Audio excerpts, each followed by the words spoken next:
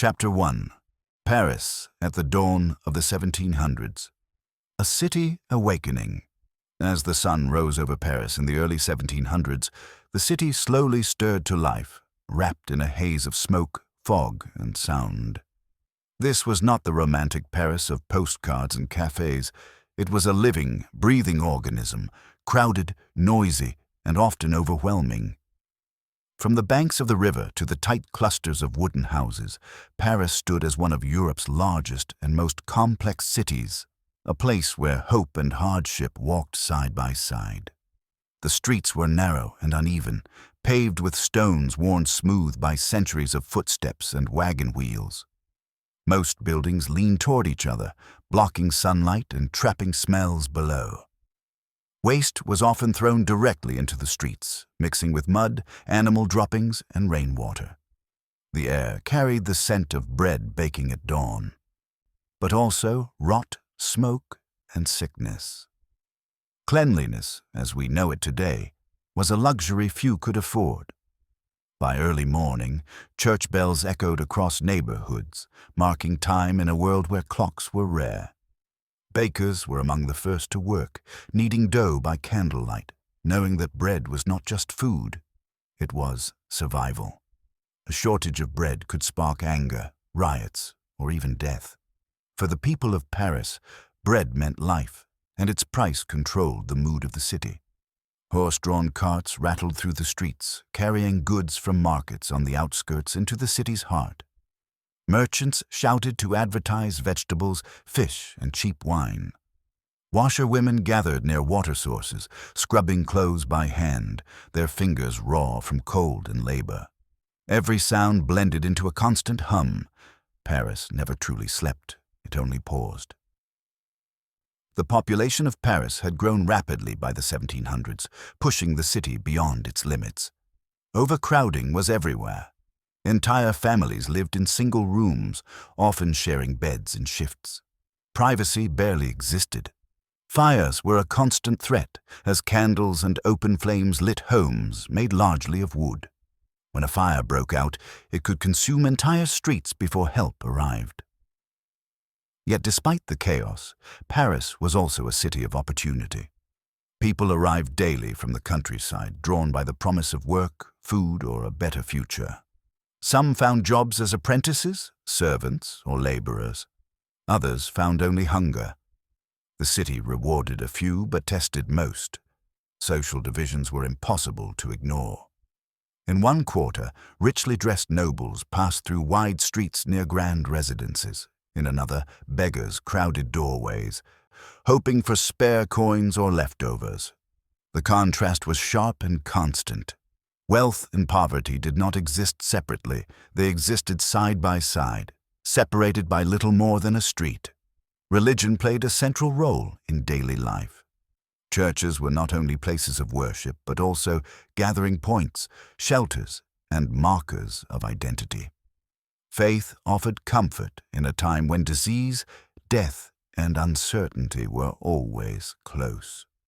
Few questioned the order of the world openly, but quiet frustration simmered beneath the surface. As morning turned into midday, Paris moved faster. Markets filled, workshops buzzed, and taverns opened their doors. The city was alive, but strained. Its systems pushed to their limits. Beneath the noise and routine, something else was forming. Tension. The people did not yet know it, but this crowded, restless city was slowly becoming a pressure cooker. Paris in the early 1700s was awakening, not just to another day, but to a century that would test its people, reshape its streets, and change history forever. Chapter 2. Daily Life of the Common People. For the common people of Paris in the 1700s, life was not measured in years or dreams, but in days survived. Each morning began with the same question, "Kya aaj khana milega?" For bakers, laborers, washerwomen, and street vendors, existence was a constant struggle against hunger, exhaustion, and uncertainty. Paris may have been the heart of culture and power, but for the majority, it was a city that demanded everything and gave very little in return. Most working-class Parisians lived in cramped, overcrowded housing. Entire families often shared a single room, sometimes no larger than a modern storage space. Beds were few, and it was common for family members to sleep in shifts. Privacy was almost non-existent. Noise from neighbors, crying children, and street traffic filled every hour of the day and night.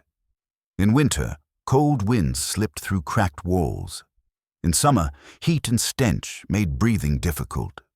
Work began early, often before sunrise, and ended only when daylight faded. Bakers were among the hardest workers, rising in the dark to prepare bread for the city.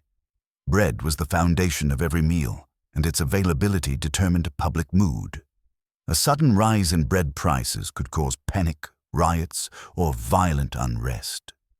For many families, bread and thin vegetable soup were the only daily meals, sometimes accompanied by watered-down wine.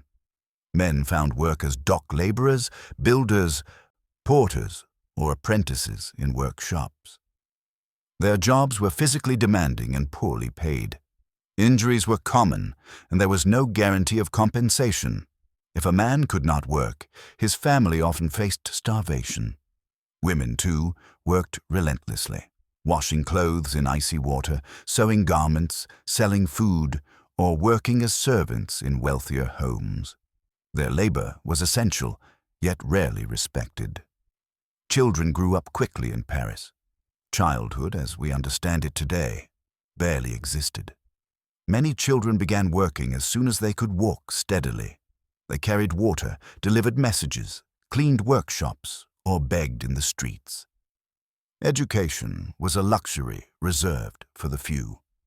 For most, survival mattered more than learning to read or write. Cleanliness and health were constant concerns. Waste flowed through open gutters, and fresh water was difficult to access.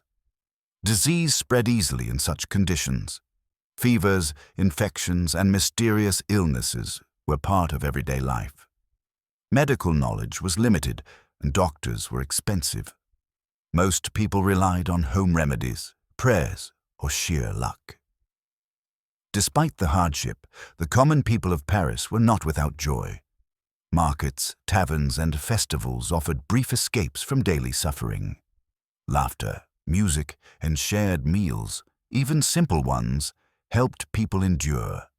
Community mattered. Neighbors helped one another when they could, sharing food, gossip, and warnings of danger. Yet beneath these small moments of happiness lay deep frustration. The people worked endlessly, yet remained trapped in poverty. They saw wealth pass by them daily, carried in fine carriages or worn as silk clothing. This contrast planted seeds of anger and resentment, even if most could not yet imagine challenging the system itself. Daily life in 1700s Paris was exhausting, fragile, and unforgiving, but it also revealed the strength of ordinary people, men, women, and children who endured conditions that would break many today. Their lives formed the foundation of the city, and without them, Paris could not function. Chapter 3. Parisian elite and royal influence. While the common people of Paris struggled each day for bread and survival, a very different world existed just streets away.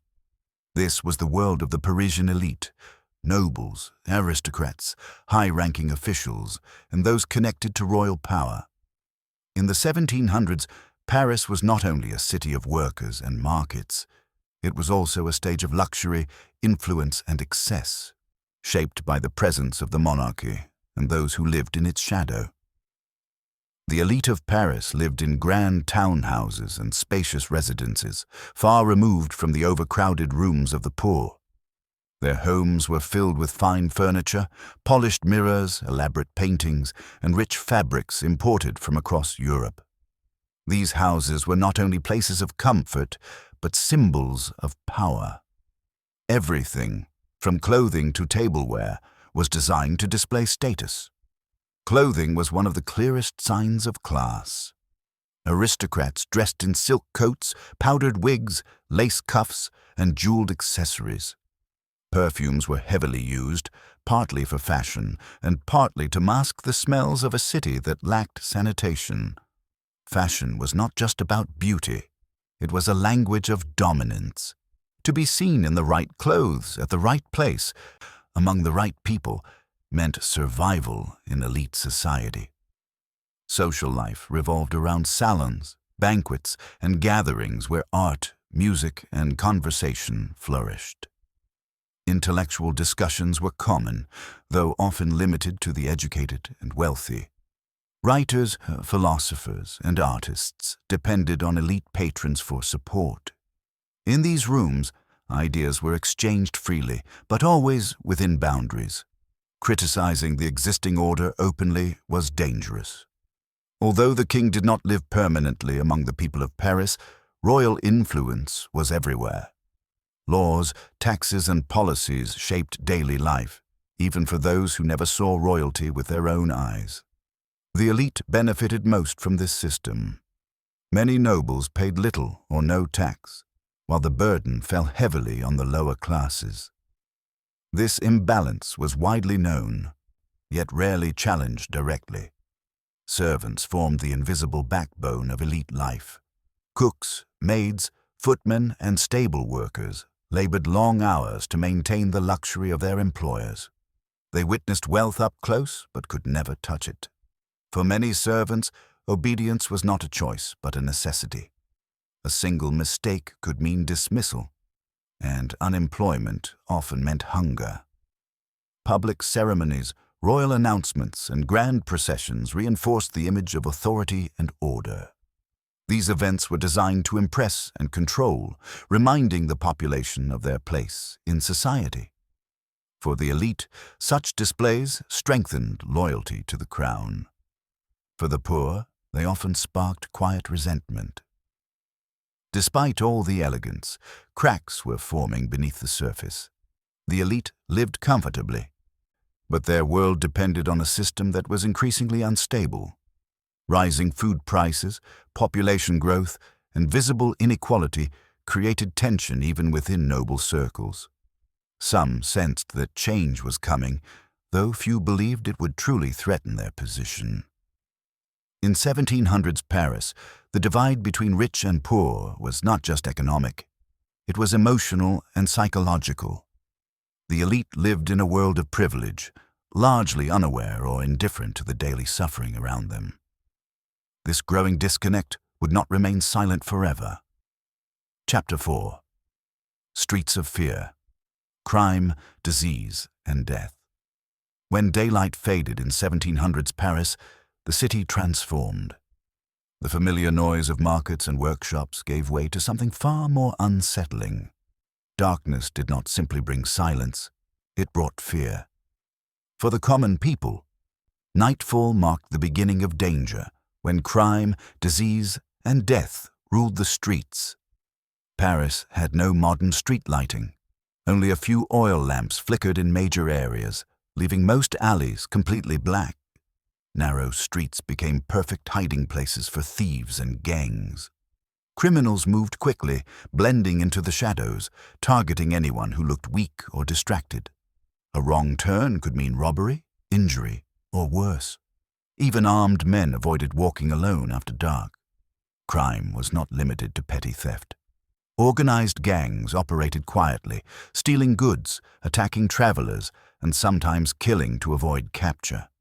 The poor often turned to crime not out of cruelty, but desperation. Hunger pushed people beyond morality. When survival was at stake, the law felt distant and irrelevant.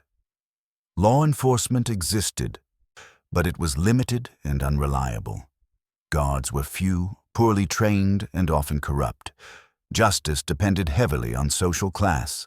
A wealthy man could escape punishment with money or connections, while a poor thief faced brutal consequences. Public trust in the system was weak, and fear filled the gaps where justice failed. Disease was an even greater enemy than crime. Paris was a breeding ground for illness. Overcrowding, dirty water, and open waste systems allowed sickness to spread rapidly. Fevers, Infections and mysterious illnesses were common, and people rarely understood their causes. One sick person could infect an entire household within days. Hospitals offered little comfort. They were overcrowded, underfunded, and unsanitary. Many people feared hospitals more than their illness, believing they were places where people went to die rather than recover. Doctors relied on outdated treatments, bloodletting, and superstition. Survival often depended on luck, not medicine. Death was a constant presence. Funerals were common and cemeteries overflowed. Bodies were buried quickly, sometimes without proper ceremonies. The smell of decay lingered in certain areas, especially during warmer months. People grew accustomed to loss. Children, parents, neighbors disappeared regularly. Public executions were another grim feature of Parisian life. They were meant to enforce order and fear. Crowds gathered to watch, treating executions as both warning and spectacle. For some, it was entertainment. For others, a reminder of how fragile life truly was. Yet even in this darkness, life continued. People adapted. They learned which streets to avoid, who to trust, and how to survive another night. Fear became routine, woven into daily existence. The streets of Paris were not just pathways. They were battlegrounds where survival was tested every night.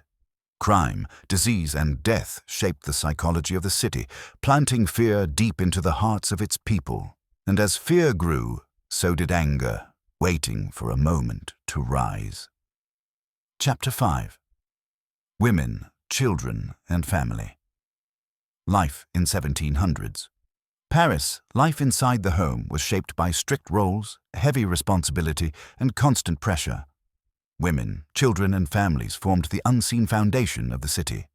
While history often remembers kings, wars, and revolutions, the true daily struggle unfolded quietly behind closed doors, where survival depended on endurance rather than power. Women carried the weight of both home and work. For most, life revolved around endless labor, cooking, cleaning, caring for children, and often earning income at the same time. Poor women worked as washerwomen, seamstresses, market sellers, or servants. Their days were long and physically exhausting. Society offered them little protection and even less respect. A woman's worth was often measured by her obedience, productivity, and ability to endure hardship. Marriage was rarely about love. It was a practical arrangement shaped by survival and social pressure. Women married young, often in their teens, and motherhood followed quickly. Pregnancy was dangerous, and many women did not survive childbirth. Those who did faced repeated pregnancies, weakening their bodies over time. There was no real medical support, and loss was common. Children grew up in a harsh world. Many did not survive infancy, and those who did were expected to contribute to the household as early as possible. Boys found work as apprentices or laborers, while girls helped at home or worked alongside their mothers. Education was limited and mostly reserved for wealthy families. For the poor, learning was a luxury they could not afford. Family life was shaped by religion and tradition. Faith offered comfort and structure, teaching acceptance and obedience. Families gathered around simple meals, shared stories, and relied on one another for emotional survival. Despite poverty, strong bonds formed. Love existed, but it was often buried beneath exhaustion and fear. Widows and orphans were among the most vulnerable. Without a male provider, women faced extreme hardship. Some turned to begging or illegal work to survive. Children without families often lived on the streets, forming small groups for protection. Their lives were uncertain, dangerous, and short. Yet even in these conditions, families found ways to endure. Small joys, laughter, shared food, festivals, and moments of rest kept hope alive. Women showed remarkable strength, holding families together in a city that offered little mercy. The lives of women and children reflected the deeper inequality of Parisian society. They suffered quietly, but their endurance kept the city alive. As pressure built across households and generations, the emotional foundation of Paris began to crack. Chapter 6. The tension before the storm. By the late 1700s, Paris was no longer just a crowded city struggling to survive. It had become a place charged with emotion, frustration, and quiet anger. For decades, the people had endured hunger, inequality, fear, and exhaustion. Now those feelings were no longer hidden. They filled the streets, homes, and conversations of Paris, creating a tension that could no longer be ignored. Food shortages had become more frequent and more severe. Bread, the most basic necessity of life, was often scarce or unaffordable. A single rise in bread prices could push entire neighborhoods into desperation. Mothers skipped meals so their children could eat. Men worked longer hours for the same pay, yet fell further behind. Hunger was no longer just a personal struggle, it was a shared crisis. Inequality was impossible to overlook. The poor saw luxury daily, carried past them in carriages or displayed behind tall gates. They paid heavy taxes while the elite lived comfortably, protected by privilege and influence. This imbalance created resentment, not just toward individuals, but toward the entire system. People began to question why suffering was so unevenly distributed. Conversations started to change. In taverns, workshops, and markets, people spoke more openly about injustice. Ideas spread quietly, passed from person to person. They did not always understand politics or philosophy, but they understood unfairness. The belief that life had to be this way began to weaken. Fear still existed, but it slowly transformed into anger. Public punishments and displays of power no longer inspired obedience. They fueled resentment. Each execution, each tax demand, each empty bread shelf added pressure to an already strained society. Paris felt like a city holding its breath. The younger generation, raised in hardship, was less willing to accept suffering in silence. They had grown up seeing inequality as normal, yet unbearable. Their patience was thin, their hope fragile, but their determination stronger than before. Change no longer felt impossible, it felt necessary. Even among the elite, unease grew. Some sensed that the distance between rulers and people had become dangerously wide. The city's energy had shifted. Paris was restless, unpredictable, and emotionally charged. This was the calm before the storm. The streets that once echoed with daily labor now carried whispers of change. The city did not yet know what form that change would take, but it was coming. Paris was ready to explode, not out of chaos, but out of desperation. The life of Paris in the 1700s had shaped its people into survivors, and survivors, when pushed far enough, do not remain silent forever. If you enjoyed this journey into life in Paris during the 1700s, make sure to subscribe to the channel for more immersive history stories. Like the video to support the channel, and comment below which European city and era you want to explore next.